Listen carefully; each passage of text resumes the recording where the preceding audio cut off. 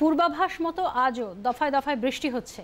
আলিপুর আবহাওয়া দপ্তরের আঞ্চলিক অধিকর্তা ডক্টর হাবিবুর রহমান বিশ্বাস জানিয়েছেন, দক্ষিণবঙ্গে আজও ভারী বৃষ্টি হবে। আমাদের পশ্চিমবঙ্গের উপকূল অঞ্চলে ভারী থেকে অতি ভারী এবং কলকাতাতে অত্যন্ত ভারী বৃষ্টিপাত হয়েছে। নিম্নচাপের প্রভাবে কলকাতা তার সংলগ্ন অঞ্চলে পুঞ্জীভূত হয়েছিল এবং তারই ফলে এই বৃষ্টিপাতটা হয়েছে বলে মনে করা হচ্ছে। এই নিম্নচাপের অবস্থান তাতে আমাদের কাকদ্বীপ পশ্চিমবঙ্গের উপকূল অঞ্চল, সংলগ্ন উড়িষ্যা এবং উত্তর পশ্চিম বঙ্গোপসাগরে আছে। আর এটি আগামী 24 ঘন্টায় আমাদের এই খুব একটা অবস্থানের পরিবর্তন হবে না, ধীরে ধীরে একটু উত্তর পশ্চিম দিকে অগ্রসর হবে, কিন্তু ধীরে ধীরে এটা আবার দুর্বল হয়ে যাবে।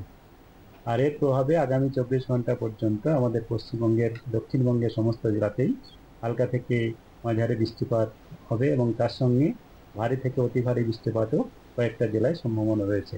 কলকাতা এবং উত্তর চব্বিশ পরগনাতেও এখন আমাদের হালকা থেকে মাঝারি বৃষ্টিপাতের সম্ভাবনাই বেশি, কিন্তু সমস্ত 24 ঘন্টার মধ্যে ভারীর কাছাকাছি চলে যেতেও পারে এবং 7 সেন্টিমিটার পর্যন্ত চলে যেতেও পারে।